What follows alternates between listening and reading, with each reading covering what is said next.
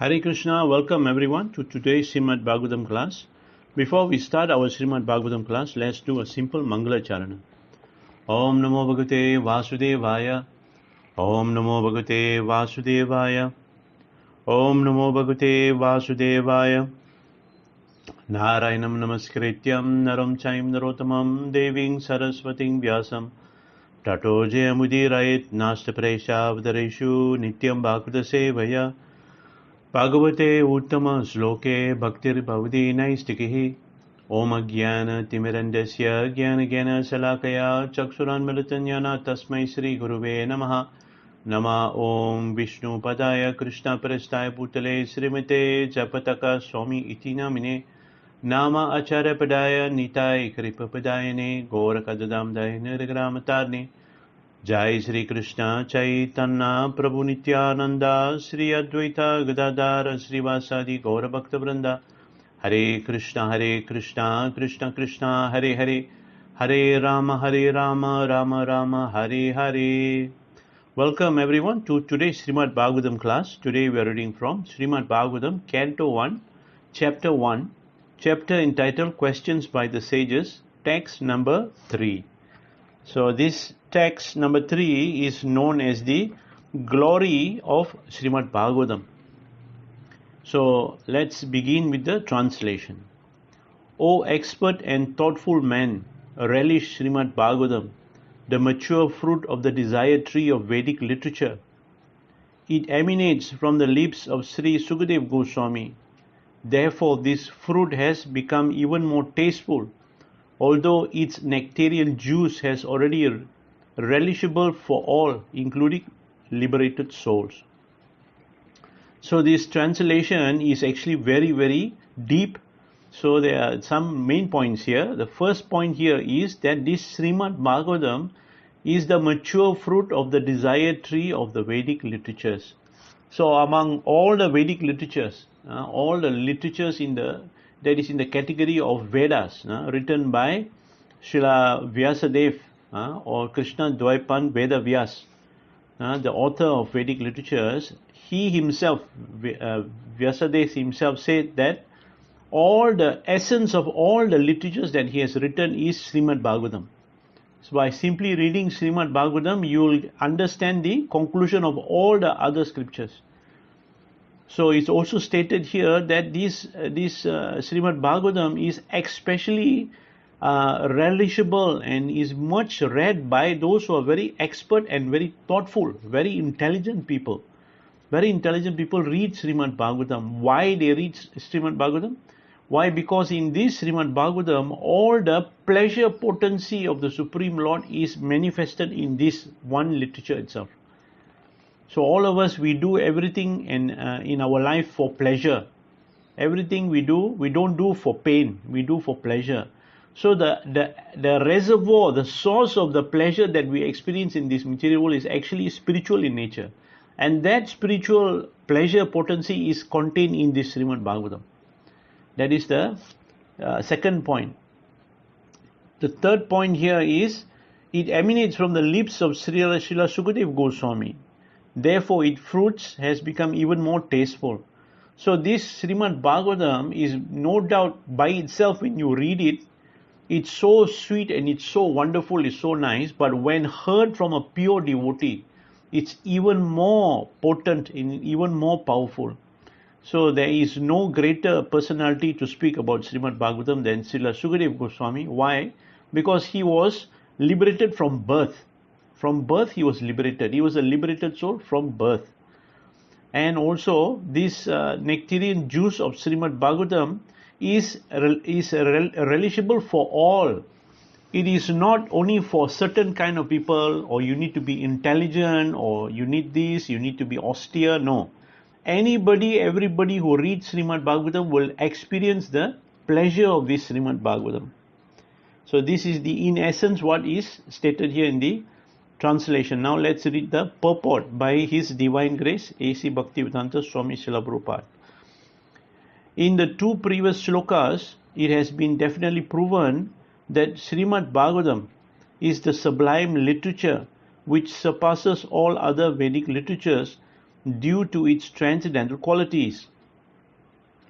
It is transcendental to all mundane activities and mundane knowledge. In this shloka, it is stated that Srimad Bhagavatam is not only a superior literature, but is the ripened fruit of all Vedic literatures. In other words, it is the cream of all Vedic knowledge. Considering all this, patient and submissive hearing is definitely essential. With great respect and attention, one should receive the message and lessons imparted by Srimad Bhagavatam. The Vedas are compared to the desire tree because they contain all things knowable by man. They deal with mundane necessities as well as spiritual realization. The Vedas contain a regulated principle of knowledge covering social, political, religious, economic, military, medical, chemical, physical, and metaphysical subject matters, and all that may be necessary to keep the body and soul together. Above and beyond all these are specific directions for spiritual realization. Regulated knowledge involves a gradual rising of the living entity to the spiritual platform. And the highest spiritual realization is knowledge that the Supreme Personality of Godhead is the reservoir of all spiritual tastes or rasas. Every living entity, beginning from Brahma, the firstborn living being within this material world, down to the insignificant ant, desire to relish some sort of taste derived from sense perception. These sensual pleasures are technically called rasas. Such rasas are of different varieties. In the revealed scripture, the following 12 varieties of rasas are listed. Number 1, anger, Rudra. Number 2, wonder, Adbhut. Number 3, conjugal love, Sringara. Number 4, comedy, Hasya. Number 5, chivalry, Veera. Number 6, mercy, Daya. Number 7, servitorship, Dasya. Number 8, fraternity, Sakhya. Number 9, horror, Abhayanaka. And number 10, shock, Bibhasta. Number 11, neutrality, Santa. Number 12, parenthood, Vatsalya. The sum total of all these rasas is called affection or love. Primarily, such signs of love are manifested in adoration, service, friendship, parental affection, and conjugal love. But when these 5 are absent, love is present indirectly in anger, wonder, comedy, chivalry, fear, shock, and so on. For example, when a man is in love with a woman, the rasa is called conjugal love. But when such love affairs are disturbed, they may be wonder, anger, shock, or even horror. Sometimes love affair between two persons culminate in ghastly murder scene. Such rasas are displayed between man and between animal and animal.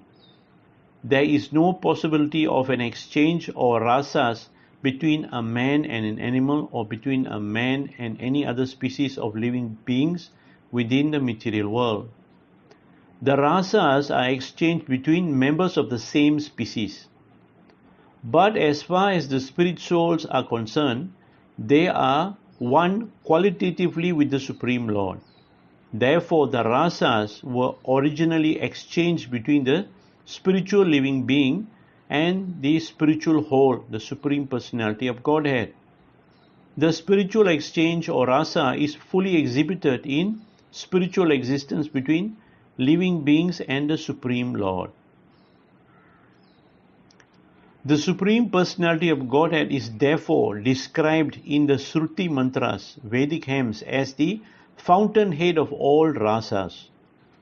When one associates with the Supreme Lord and exchanges one's constitutional rasa with the Lord, then the living entity is actually happy. These Shruti mantras indicate that every living being has its constitutional position, which is endowed with a particular type of rasa to be exchanged with the personality of Godhead. In the liberated condition only, these primary rasas is experienced in full. In the material existence, the rasas is experienced in the perverted form, which is temporary. And thus the rasas of the material world are exhibited in the material form of Rudra, anger, and so on. Therefore, one who attains full knowledge of these different rasas, which are the basic principle of activities, can understand the false representation of the original rasas which are reflected in the material world. The learned scholars seek to relish the real rasa in the spiritual form. In the beginning, he desires to become one with the Supreme. Thus, less intelligent transcendentalists cannot go beyond this conception of becoming one with the Supreme Whole without knowing of the different rasas. In this shloka, it is definitely stated that spiritual rasas, which is relished even in the liberated stage, can be experienced in the literature of Srimad Bhagavatam due to its being the ripened fruit of all Vedic knowledge. By submissively hearing this transcendental literature, one can attain the full pleasure of his heart's desire. One must be very careful to hear the message from the right source. Srimad Bhagavatam is exactly received from the right source. It was brought by Narada Muni from the spiritual world and given to his disciple Srila Vyasadeva.